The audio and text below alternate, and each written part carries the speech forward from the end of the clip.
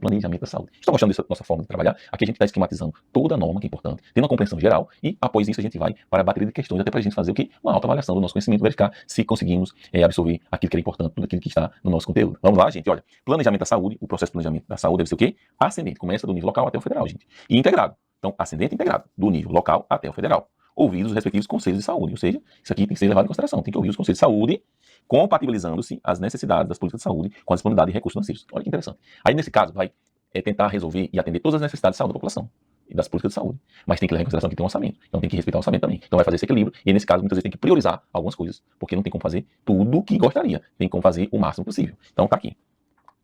A compatibilização referida, gente, que é aqui em relação às necessidades das políticas de saúde, com a disponibilidade de recursos, será efetuada no âmbito dos planos de saúde. Os planos de saúde vão definir tudo isso, o que é que vai ser feito, quais são as prioridades, com o recurso que é disponível, os quais serão resultado do planejamento integrado dos entes federativos, que aí está aqui relacionado com esse planejamento integrado dos entes federativos, e deverão conter o quê? Metas de saúde. Deve conter metas de saúde. Está tudo relacionado. E nós temos que o planejamento da saúde, gente, para os entes públicos, para o poder público, é óbvio que ele é obrigatório. O poder público vai atender interesse da sociedade. Então tem que planejar, porque se não planejar vai ter desperdício, vai ter um serviço de má qualidade. Já para a iniciativa privada, não tem como obrigarmos um hospital particular a fazer o planejamento. Nesse caso, será indutor de políticas para a iniciativa privada. Indutor de políticas, ó. Olha só, indutor de políticas.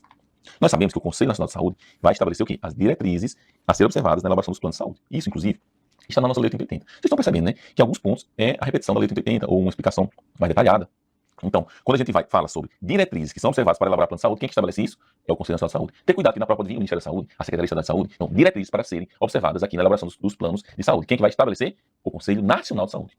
De acordo com o quê? Vai levar em consideração o quê? As características epidemiológicas, a epidemiologia e a organização do serviço nos entes federativos e nas regiões de saúde. Então, vai garantir aqui e vai levar em consideração o quê? Tanto a epidemiologia, o que as pessoas adoecem, o que as pessoas morrem, como a organização daquele serviço nos municípios e nas regiões de saúde, para se ter aqui o estabelecimento dessas diretrizes para se elaborar os planos de saúde, que é feito pelo Conselho Nacional de Saúde.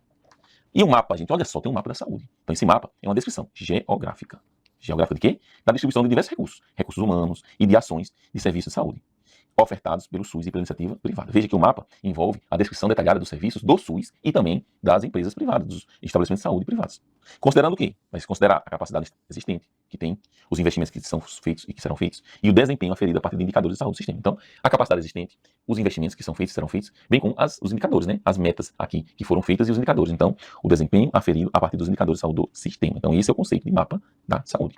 Agora a gente vai falar sobre o seguinte, que no planejamento devem ser considerados os serviços e as ações prestadas pela iniciativa privada, no planejamento, de forma complementar ou não ao SUS. Então, tem que se considerar no planejamento tudo aquilo que é prestado pela iniciativa privada, seja complementar ou não ao SUS. Então, aqui, nós, quando falamos iniciativa privada complementar, gente, é aquela que atua no SUS. Aí, ou não ao SUS, quer dizer que é o serviço privado que atua de forma livre.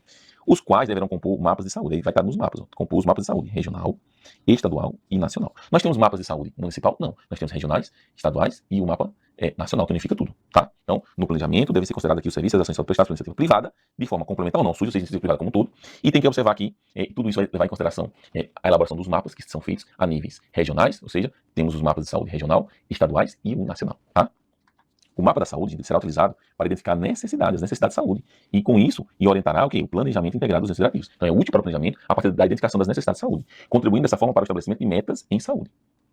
E o planejamento de saúde no âmbito estadual, olha, grifem isso. Planejamento de saúde no âmbito estadual deverá ser realizado de maneira regionalizada, porque os estados são formados por municípios que estão nas regiões de saúde que se unem e formam toda aquela organização de saúde daquele respectivo estado, de acordo com as necessidades dos municípios. Então, planejamento da saúde no âmbito estadual vai levar em consideração o quê? A regionalização, e também vai levar em consideração a necessidade dos municípios, considerando aqui o estabelecimento de metas da saúde, de saúde. E compete agora a CIB, Comissão de Gestores Bipartite a nível estadual, com representante do COSEMS, que representa as secretarias municipais de todos aqueles municípios no âmbito de cada estado. Por exemplo, na Bahia nós temos 417 municípios, o COSEMS Bahia representa a Secretaria de Saúde desses 417 municípios.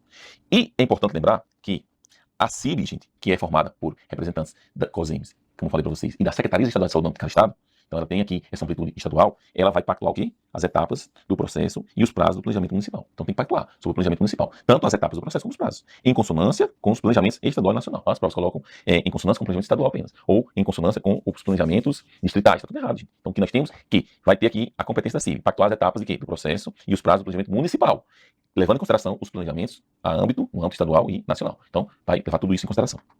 E agora a gente vai tratar da assistência à saúde, olha só, da integralidade, por exemplo, da assistência à saúde, que se inicia e se completa na rede de atenção à saúde. Então, a integralidade está na rede de atenção à saúde. Mediante o quê? O referenciamento do usuário na rede regional e interestadual. Então, essa pessoa não está sendo referenciada e contra-referenciada para atender sua necessidade de saúde. Isso é integralidade, conforme que é pactuado nas comissões intergestores.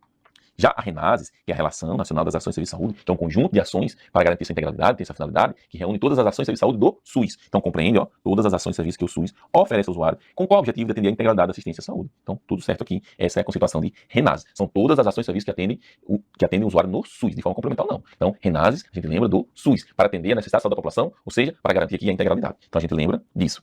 Nesse contexto, gente, o Ministério da Saúde dispõe sobre a RENASES, porque em âmbito nacional, observadas as diretrizes pactuadas pela CIT, tendo em vista a RENASES no âmbito nacional. E a cada 2 anos, o Ministério da Saúde vai consolidar e publicar o quê?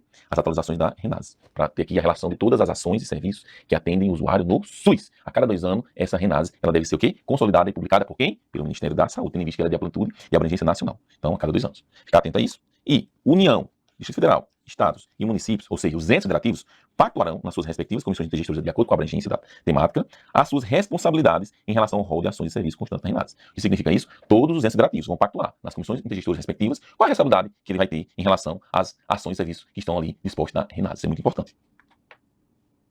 Estados, Distrito Federal e municípios poderão adotar relações específicas e complementares de ações de serviço de saúde. O que significa isso? Tanto estados como Distrito Federal como municípios podem adotar o quê? Relações específicas e complementares de ações de serviço de saúde, em consonância com a RENASES. O que significa isso? Que pode ter aqui outros serviços de ações ali, que podem ser ali adotados pelos estados, Distrito Federal e municípios, e que tem que respeitar a RENASES. Ou seja, respeitar as responsabilidades dos entes federativos pelo seu financiamento, conforme pactuado nas comissões intergestores.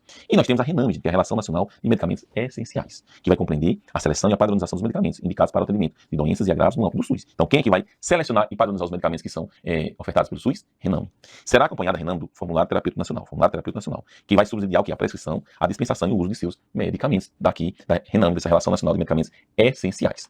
E o Ministério da Saúde é o órgão competente para dispor sobre a RENAME também, que é a relação nacional, e os protocolos clínicos e diretrizes terapêuticas em âmbito nacional, levando em consideração as diretrizes pactuadas pela CIT, tendo em vista que a RENAME é de âmbito nacional, bem como protocolos clínicos e diretrizes terapêuticas. E aqui a gente tem uma atualização que ocorreu em 2022, do decreto de 2011, do decreto 7508, que diz o seguinte: o Ministério da Saúde vai consolidar e publicar as atualizações de quê? E nós temos também, gente, que o Ministério da Saúde vai consolidar e publicar o quê? A RENAME, gente, a cada 2 anos. Então, a RENAME é consolidada e publicada a cada 2 anos. E vai disponibilizar o quê nesse prazo? A lista de tecnologias que foram incorporadas, excluídas e alteradas pela CONITEC, Comissão Nacional de Incorporação de Tecnologia no SUS. E com a responsabilidade de quê? Do financiamento.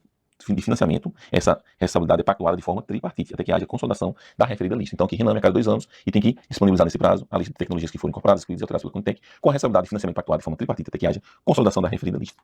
Nós temos que também o Ministério da Saúde vai o quê? Publicar e consolidar o FTN. Olha só. As atualizações do FTN, à medida que sejam identificadas novas evidências sobre as tecnologias constantes na RENAME vigente. Então, sempre que tiver uma tecnologia, tiver um estudo científico trazendo ali novas evidências, nós precisaremos fazer o quê? Nós precisaremos atualizar o FTN, porque nós teremos o quê? Nós teremos uma atualização da RENAME, o que significa que a FTN atualiza de acordo com a RENAME, quando ela vai atualizar ou não. E também é competência aqui do Ministério da Saúde consolidar e publicar o quê? Protocolos clínicos ou diretrizes terapêuticas. Essa é a grande mudança, gente. Porque RENAME e RENASES continuam sendo consolidados e atualizados a cada 2 anos. E o FTN, na medida que a RENAME é modificada, ele também é modificado. Já protocolos clínicos e diretrizes terapêuticas, que eram aqui até 2 anos, tem esses 2 anos aqui também para ser publicado a cada 2 anos, na verdade, não tem mais essa regra. Porque se o protocolo clínico, por exemplo, diretriz terapêutica de diabetes tipo 1, ele está lá feito, em 2016, por exemplo, não recordo aqui a data, e não saiu nenhum estudo novo sobre diagnósticos, sobre procedimentos, medicamentos, inovador sobre aquele problema, ele não precisa atualizar. Tem isso que está dito aqui. Não vai ser a cada 2 anos como a gente tinha antigamente. Também para os protocolos clínicos e diretrizes terapêuticas.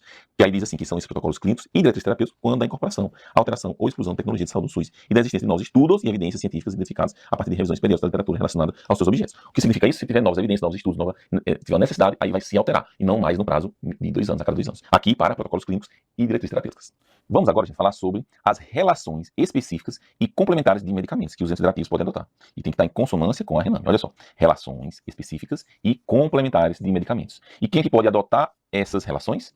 Os entes federativos, estados, ou Distrito Federal e os municípios. E tem que respeitar a RENAME, a Relação Nacional dos Medicamentos Essenciais do SUS. Ou seja, quem é que define a RENAME? Nós temos o Ministério da Saúde. E os estados, o Distrito Federal e os municípios, os demais entes federativos, podem adotar relações específicas e complementares de medicamentos que respeitem a RENAME, que esteja em consonância com a RENAME. É isso que nós temos aqui.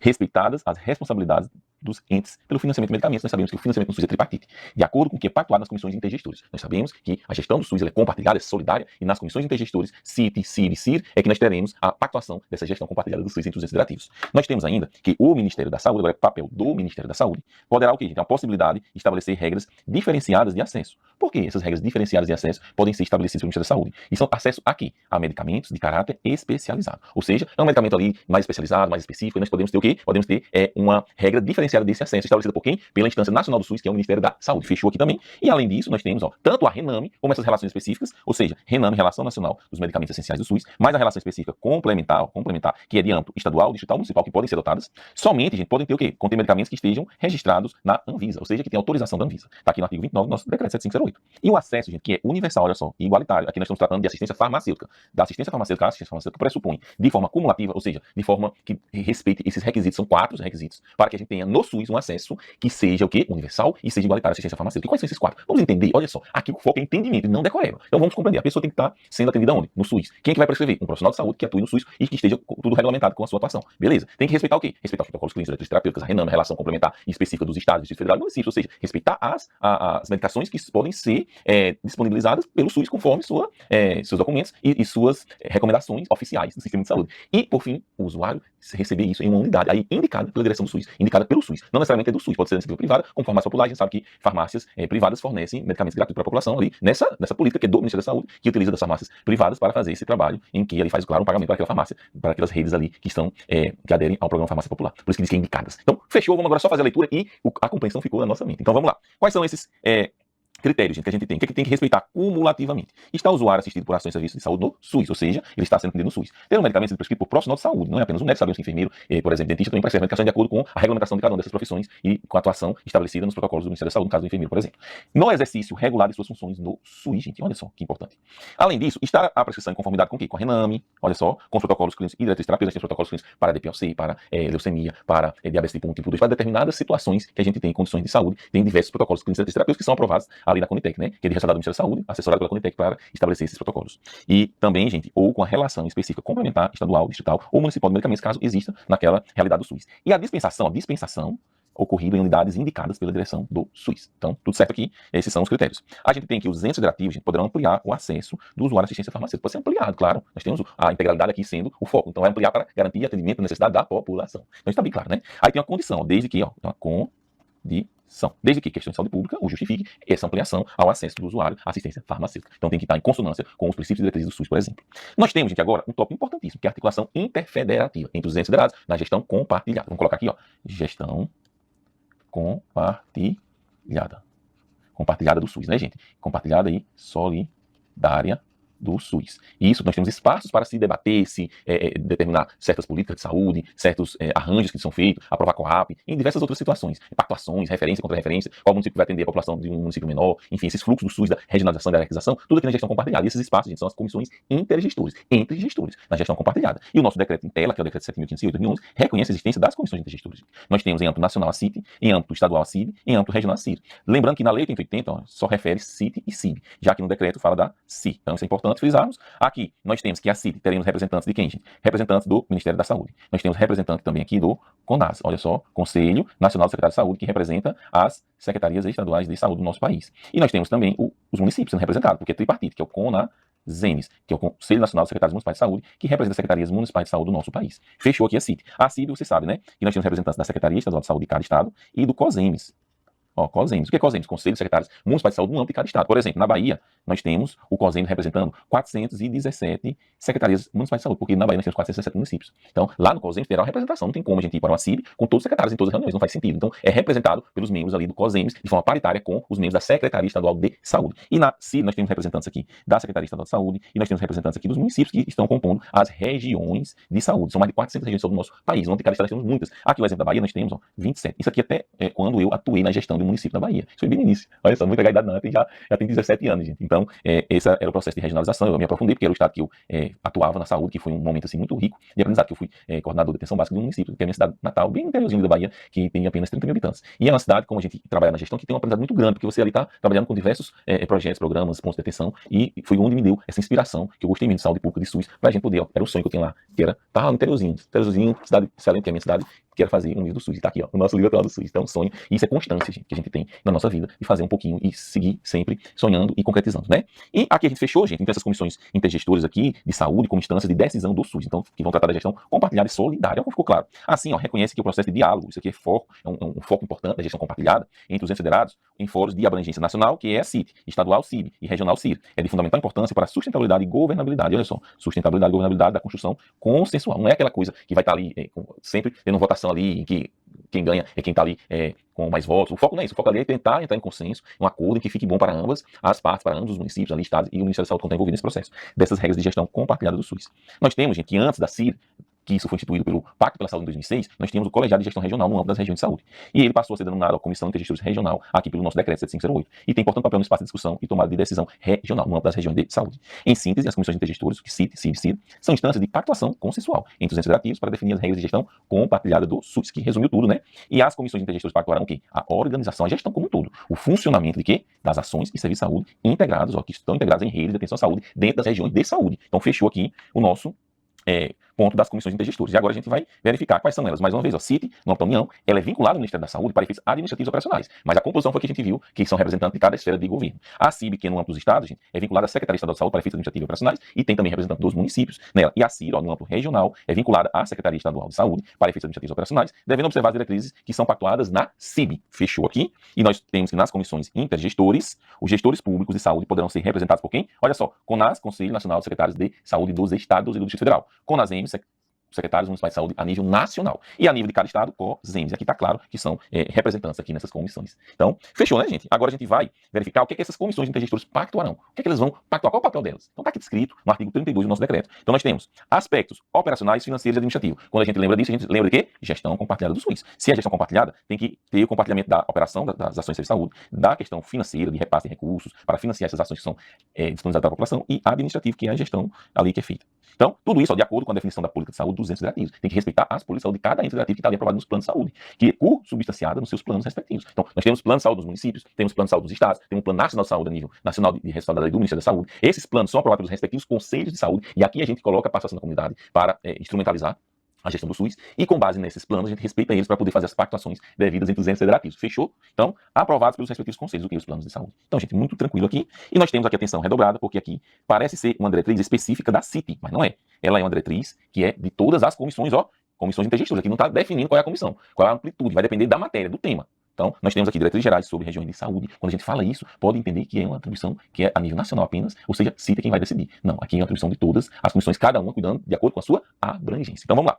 Vai falar sobre integração de limites geográficos, referência contra referência. Isso vai ser feito, por exemplo, na CIB. Qual é a referência, qual é a contra-referência, quais municípios que vão compor ali aquela região de saúde, algumas dessas matérias na CIB, e demais aspectos vinculados à integração das ações e do serviço de saúde entre os entes federativos. Então, tudo aquilo que está relacionado com a integração das ações e serviços de saúde entre os entes federativos.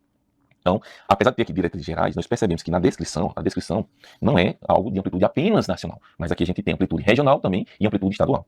E nós temos também as diretrizes no âmbito de que, ó, nacional vai ser CIT, estadual vai ser CIB, regional vai ser CIR, e interestadual vai ser a CIB de cada um dos estados. Ó. CIT, aqui CIB, matéria para CIB, regional CIR, e aqui CIB de cada estado. Por exemplo, se nós temos uma região de saúde interestadual entre dois municípios, ou entre vários municípios que fazem fronteiras ali nos estados, por exemplo, Bahia e Pernambuco, tem uma área de fronteira que fica no Vale de São Francisco, a região que eu atuei na gestão do SUS quando eu iniciei minha carreira como enfermeiro. Então, que tem a região PEBA, olha só, PEBA, a região interestadual PEBA, que é Pernambuco, Bahia. Então, para aprovar e formar essa região de saúde, por exemplo, tem que ter autorização de quem? Da gestão do estado da Bahia e da gestão do estado do Pernambuco. Isso tem em vários outros locais do país, porque a gente tem essas regiões interestaduais. Não é proibido uma pessoa que reside no estado e ser atendida em outro ali, especialmente quando faz fronteira e quando tem uma pertinência de um município ser referência para aqueles outros municípios, para a gente otimizar esse processo de regionalização e de hierarquização do SUS com a finalidade de garantir a integralidade, que é atender a necessidade da população, que é o foco das nossas redes de atenção à saúde. Então, aqui tem que ser aprovado em qual? Essa interestadual? Na CIB da Bahia e na CIB Pernambuco e na CIB da Bahia. Então, isso aqui é importantíssimo, gente. Então, essas diretrizes que são de âmbito, ó, por isso que aqui estão todos os âmbitos, que são comissões intergestores como um todo. Essas diretrizes aqui a respeito aqui da organização das redes de atenção à saúde, principalmente no tocante à gestão institucional e a integração das ações e serviços entre os entes federativos, que é o processo de regionalização, tá aqui sendo claro. E nós temos ainda que as comissões intergestores pactuarão o quê? Responsabilidades dos entes federativos na rede de atenção à saúde. Qual é a responsabilidade de cada ente na rede de atenção à saúde? Isso é muito importante. De acordo com o seu porte demográfico, ou seja, populacional, demografia e desenvolvimento econômico e financeiro. E desenvolvimento econômico e financeiro daquele local, daquele município, estado, a depender da sua amplitude. Então, nós temos, olha, estabelecendo o quê? Responsabilidades individuais e solidárias. Cada ente tem suas responsabilidades individuais. E nós temos aquelas que são compartilhadas, solidárias entre os entes, para que a gente tenha uma região de saúde em que tenha essa confluência, em que tenha essa integração, essa sinergia entre as ações dos entes federativos, com o apoio, por exemplo, dos estados ali na região de saúde. Então, é um exemplo disso. Também, gente, referências das regiões, tanto intra-estaduais como interestaduais. Quais são as referências daqueles municípios? Por exemplo, você mora num município, você, se tiver uma necessidade simples, uma necessidade que atende no seu próprio município, fica lá, na atenção primária, fica na atenção psicossocial, ali vai ter as ações de vigilância em saúde, e ali tem ações mínimas, né, um atendimento mínimo de urgência e emergência, por exemplo. E se tiver necessidade, é para o município mais próximo, em que atenda aquele agravo, aquela necessidade, aquela demanda. Ah, professor, mas vai ter municípios que vão ter algumas demandas, mas não todas. Aí você vai subindo e vai indo para municípios polos, municípios mais abrangentes, e que está tudo isso pactuado nessas comissões, com esses fluxos bem definidos. Então fica fácil, né, gente, entender que essas regiões essas referências das regiões, tanto intraestaduais como interestaduais, de atenção à saúde, para atender a integralidade da assistência, que é o foco da rede de atenção à saúde. E agora a gente vai verificar quais são as competências exclusivas da CIT. Olha só, isso daqui, gente, quando cobrado em prova, é dificílimo, dificílimo. Mas aqui a gente vai trazer 3 dicas da gente aprender esse tópico, tá? Quais são essas competências que são exclusivas de serem pactuadas na CIT, na Comissão de Gestores, gestores tripartite, que é de âmbito nacional. São aquelas que têm amplitude nacional. Vamos lá. Diretrizes gerais, olha só, para a composição da RENASE. Quem é que vai atualizar e vai formar essa RENASE? Quem vai consolidar, atualizar é o Ministério da Saúde a cada 2 anos, que é a Relação Nacional das Ações de Saúde do SUS, como tudo, para garantir a integralidade da assistência à saúde da população. Então, essas diretrizes gerais, CIT. Nós vamos lembrar que são critérios para o planejamento integrado. O planejamento é integrado e é critérios para que se faça isso, das ações de serviço de saúde, da região de saúde, em razão do compartilhamento da gestão. Então, aqui também CIT. E, por fim, ó, diretrizes nacionais, aqui ficou claro, nacionais, em relação ao financiamento e às questões operacionais das regiões de saúde situadas em fronteiras com outros países. Então, a gente tem aqui diretrizes nacionais relacionadas ao quê? Financiamento e à operacionalização das regiões de saúde que estão em fronteira. Por quê? Lembrou de fronteira com outro país, lembrou de relações internacionais, a gente tem que entender que isso é de competência nacional, ou seja, tem que ser definido na CIT sobre esses pontos. Aqui, respeitadas o quê? As relações internacionais, a legislação que rege a soberania dos países. Então, em todos os casos, as normas que regem as relações internacionais. E o cuidado que a gente tinha lá com as diretrizes gerais para a região de saúde, vamos deixar aqui claro para não esquecer. Olha só, por ser um interesse nacional, estadual e regional, não apenas a CIT, mas também as demais comissões de intergestores pactuarão diretrizes gerais sobre a região de saúde. Ó. Pactuarão diretrizes gerais. As demais comissões de intergestores. Sobre integração de limites geográficos. Veja que aqui são os limites dos municípios. Os municípios que vão compor cada região de saúde. Referência e contra-referência. E demais aspectos vinculados à integração das ações de serviço de saúde entre os entes federativos. Mais uma vez, aqui é uma atribuição que é concorrente, ou seja, que compete a cada uma das comissões de intergestores de acordo com a indicação, de acordo com a amplitude ali do que vai ser tratado. E nós temos agora, gente, COAP, olha só. Fechamos aqui sobre a CIT, a CIB, a CIR, ou seja, as comissões de intergestores, que é um tópico que tem muita atenção, muito cuidado, porque quando cobrado em prova vem de um nível dificílimo. E o outro tópico aqui, que é essencial, um estudo aprofundado, é o COAP. A gente fechar, estamos fechando aqui a nossa teoria para iniciarmos as questões. Vai ficar muito legal essa aula. Então, é isso. E nós precisamos, vamos aproveitar esse momento e dizer o seguinte: você quer ser aprovado? Você quer ser aprovado? Vamos lá, vamos mudar essa pergunta. Eu serei aprovado, é uma decisão. Eu serei aprovado. Eu posso, vamos lá, fale aí, pode falar do outro lado. Eu posso, pode ou não pode? Posso. Eu quero, você quer? Eu quero. Eu luto, isso é importante. Ó. Poder, querer, batalhar, lutar, eu luto, eu consigo, a aprovação é certa. Então vamos lá. Eu posso, olha só, eu quero, agora eu tenho que lutar.